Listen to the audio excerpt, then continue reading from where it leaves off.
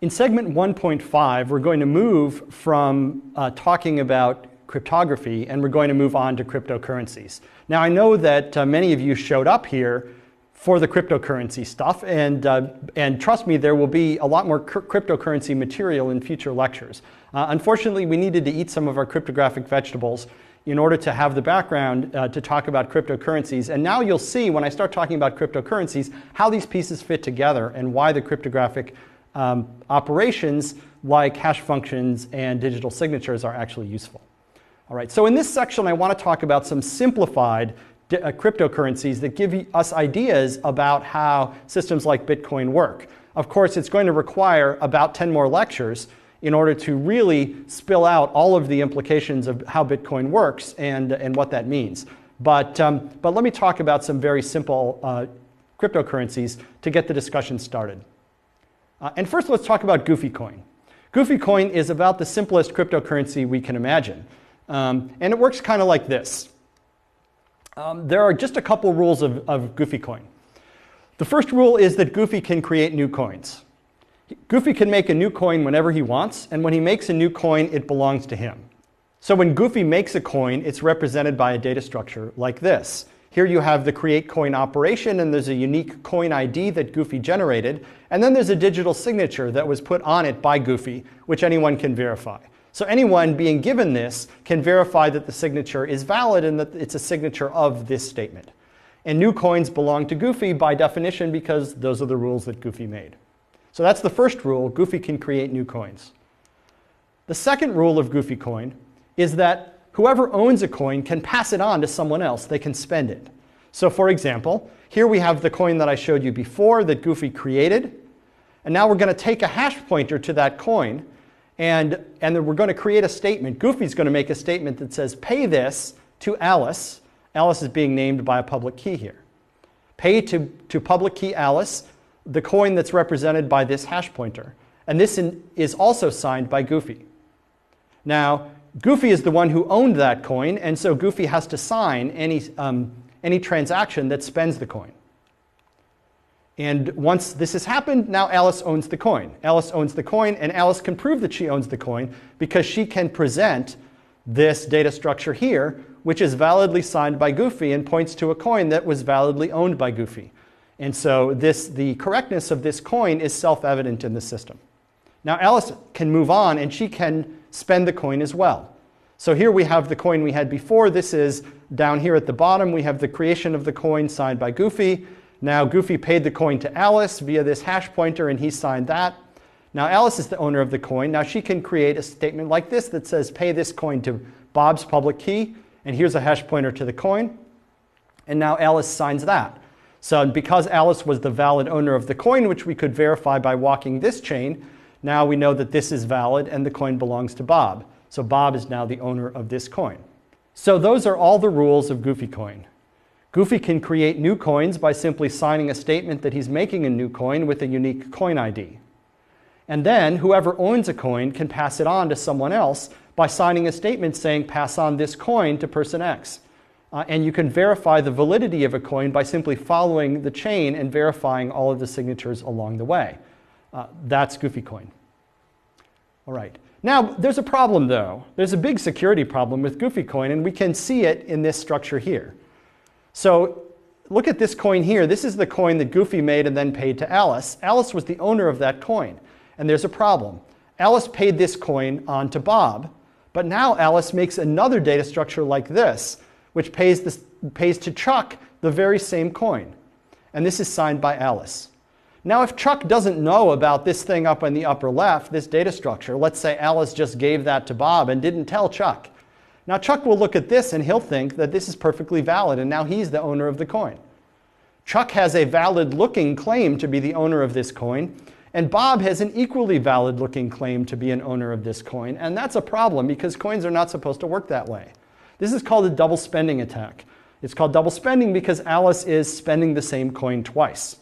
And double spending attacks are one of the key problems that a cryptocurrency has to solve. Goofy Coin does not solve the double spending attack, and therefore Goofy Coin is not secure. So although Goofy Coin is simple and we understand its rules, it won't cut it as a cryptocurrency because it allows double spending.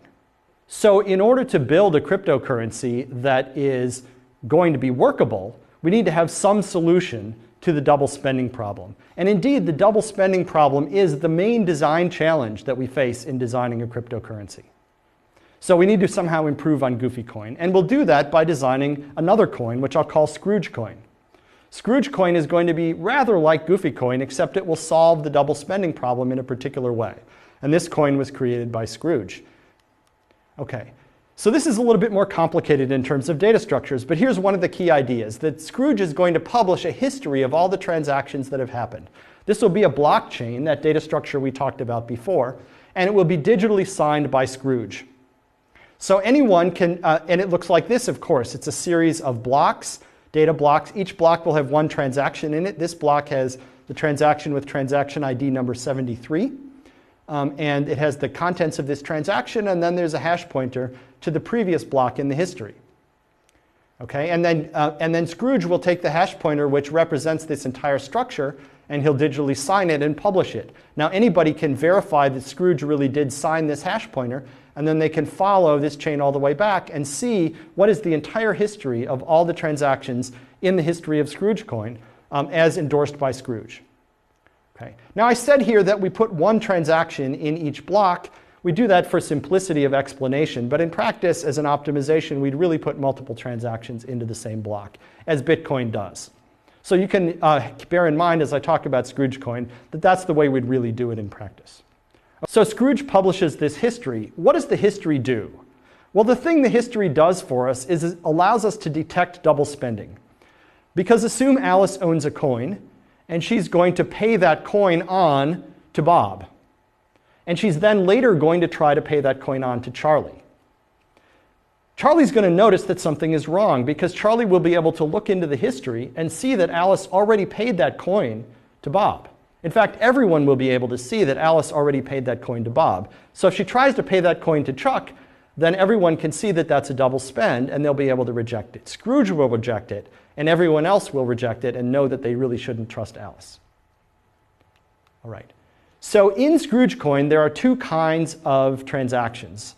The first kind is a create coins transaction, and what it does is create new coins. That's like the operation Goofy could do in Goofy Coin that makes a new coin. But here, we're going to allow multiple coins to be created in one transaction. So here's what a create coins transaction looks like.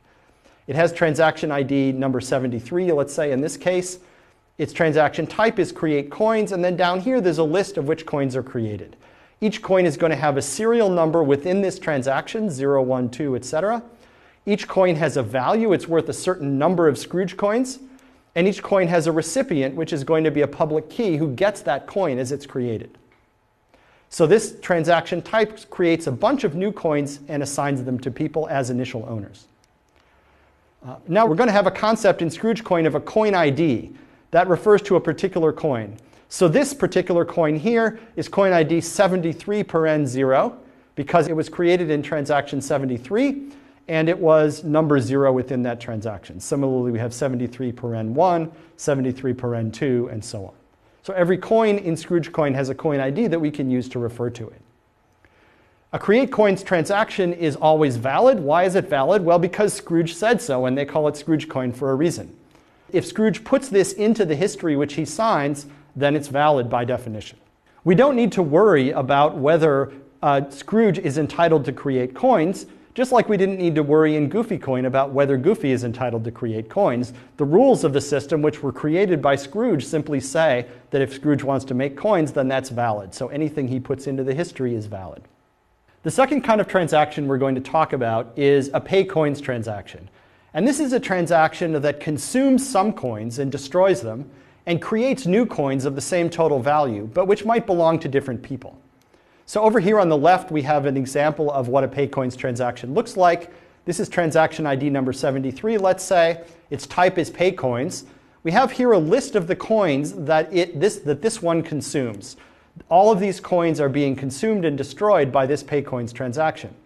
So we're going to add up the value of all of those coins, and then we're going to create a bunch of new coins, down here 0, 1, and 2, etc., just like before in the create coins transaction. Each one has a value.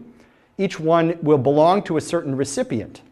And those new coins had better add up to the same total value as the coins that we consumed.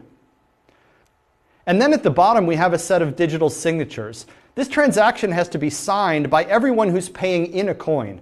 So if you're the owner of one of the coins that's going to be consumed in this transaction, then you need to digitally sign the transaction to say that you're really okay with spending this coin. The rules of Scrooge coins say that a pay coins transaction is valid if 4 things are true. First, if the consumed coins are valid, that is, they really were created in previous transactions. Second, that the consumed coins were not already consumed in some previous transaction. That is, that this is not a double spend.